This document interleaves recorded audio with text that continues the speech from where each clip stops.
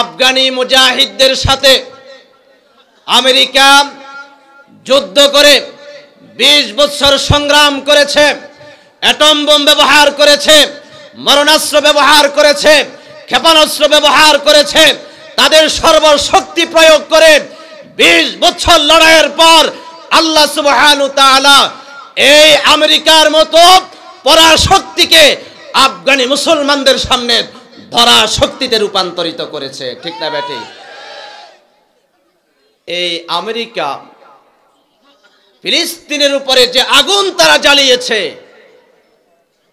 ফিলিস্তিনের শিশুদেরকে হত্যা করেছে, মায়ের পেটে বাচ্চা ছিল 8 মাস 10 মাস, একটু পরে প্রসব হবে, 2 মাস পরে পৃথিবীর আলো বাতাস দেখবে, কিন্তু সেই হানাদার বাহিনী, আল্লাহর দুশমন, ধর্মের দুশমন, ইসলামের দুশমন, তারা মায়ের পেটে সেই বাচ্চাকে গুলি করে হত্যা করেছে।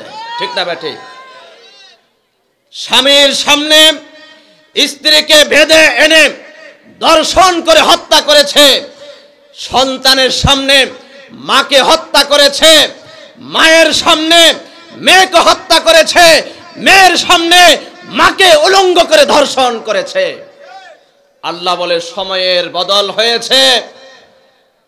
তোমরা যারা আফগানের উপরে ক্ষোভের আগুন জ্বালিয়ে দিয়েছো, আজকে দেখো আল্লাহর ক্ষোভের আগুন তোমাদের আমেরিকায় জ্বলে। ঠিক না বেটি? এমন আগুন জ্বলছে, এই আগুন বন্ধ করার মতো আর শক্তি তোমাদের নাই। ঠিক না বেটি? দেখুন, যে আমেরিকা ফিলিস্তিনের উপরে আগুন জ্বালিয়ে দিল, ফিলিস্তিনের বাচ্চাদেরকে হত্যা করেছে, ঘরে থাকতে দেয় নাই, ব্যবসা করতে দেয় নাই, কর্মস্থলে যেতে দেয় নাই, আজকে সেই আমেরিকার মধ্যে আল্লাহর কুদরতি যে আগুন জ্বলছে, 90,000 ঘর বাড়ি জ্বলে পড়ে ছাই হয়ে গিয়েছে। এখনো সেই আগুন নিয়ন্ত্রণের বাহিরে। সর্বশক্তি প্রয়োগ করে জো বাইডেন বলেছে, তোমরা তোমাদের যত শক্তি আছে সব প্রয়োগ করে এই আগুনকে ঠেকাও, কিন্তু তারা বলে আমরা তো পারছি না, আমরা অপারগ। সারা পৃথিবীর বড় পরাশক্তি, যাদেরকে গোটা পৃথিবী ভয় পায়, যাদের অধীনে গোটা পৃথিবী চলে, আল্লাহর শুধুমাত্র একটি সৃষ্টি, আগুনের সামনে জো বাইডেন, আমেরিকার সকল অস্ত্র, সকল পরাশক্তি থেমে গিয়েছে, থমকে গিয়েছে। এটাই আল্লাহর বিচার। মুসলমানদেরকে নিধন করতে চাও, তোমরাও টিকবা না, নিধন হয়ে যাবা। ঠিক না বেটি? প্রিয় ভাইরা আমার, কথা ছিল কোরআন নিয়ে, মনে আছে আপনাদের? আমাদের পাঠ্যপুস্তকে আমি জরুরি কিছু কথা বলবো, এরপরে শেষ করে দিব, যেহেতু আমার জি আমি জরুরি কিছু কথা বলতেছি। আমাদের বাংলাদেশে শিক্ষা সিলেবাসে ডারউইনের মতবাদ ছিল, হিন্দুত্ববাদ ছিল, ট্রান্সজেন্ডার মতবাদকে ঢুকিয়েছে, শরীফ শরীফার গল্প ঢুকিয়েছে, কিন্তু আল্লাহর কালামের তরজমা, আল্লাহর কালামের তাফসির পাঠ্যপুস্তকে এতদিন ছিল না। ঠিক না বেঠি? আমরা পরিষ্কার বলছি, এদেশে সব মানুষ আমাদের আপন, আমরা ভাই ভাই হয়ে থাকতে চাই। আমাদের পরিষ্কার পয়গাম আজকে নোয়াখালীর তরুণ, যুবক, বৃদ্ধ সকল মানুষ ঐক্যবদ্ধ হয়ে বলছি, আগামী দিনে কে ক্ষমতায় যাবে, কে যাবে না, কে থাকবে, কে থাকবে না, কে প্রধান হবে, কে এমপি হবে, কে মন্ত্রী হবে, শিক্ষামন্ত্রী কে হবে, সেটা আমরা দেখতে চাই না।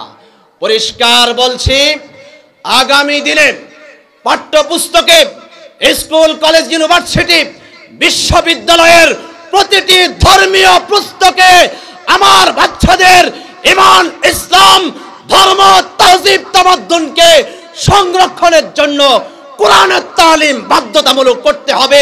কারা কারা জীবনের শেষ বিন্দু রক্ত দিয়ে হলো আমার মতে একমত হয়েছেন, 2 হাত উঠে দেখান। আল্লাহ কবুল করুক, হাত নামান। এই কোরআনকে কারা কারা ভালোবাসেন? আমরা সবাই কোরআন প্রেমিক, আমরা কোরআনের মাহফিল প্রেমিক, আমরা দিন প্রেমিক, ধর্মপ্রেমিক, ঠিক না ঠিক? আমার বাংলাদেশে মানবতার কথা বলে, বাংলাদেশে অ্যারিস্টটলের মতবাদের কথা বলা যায়, আমার বাংলাদেশে হিন্দুত্ববাদের কথা বলা যায়, আমার বাংলাদেশে নাস্তিক্যবাদের কথা বলা যায়। আমি কোরআন নিয়ে, ধর্ম নিয়ে, ইসলামী রাজনীতির কথা বলতে পারি না কেন? পরিষ্কার বলছি, তোমরা যদি তন্ত্রমন্ত্রের কথা বলতে পারো, আমি মুসলিম, আমি ইসলাম গ্রহণ করেছি, ইন্নাদ্দীন ইনদাল্লাহিল ইসলাম, আমি কোরআন হাদিস নিয়ে কথা বলবো। রাজি আছেন কারা কারা? প্রিয় ভাইরা আমার, এই কোরআনের জন্য শেষ রক্ত দিয়ে হলো, জান দেওয়ার প্রয়োজন হলে, মাল দেওয়ার প্রয়োজন হলে, অর্থ দেওয়ার প্রয়োজন হলে কারা কারা সব কিছু বিসর্জন দিতে রাজি? আল্লাহ কবুল করো।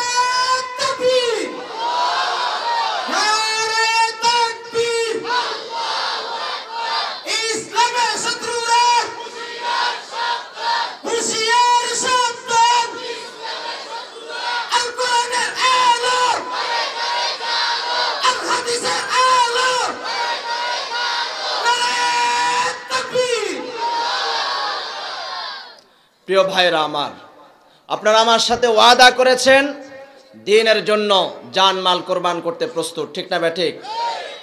গোটা পৃথিবীতে বিভিন্ন ধর্মের ধর্মীয় অনুষ্ঠান হয়, তারা তাদের অর্থ ব্যবস্থায়, তাদের চেষ্টায় তারা করে।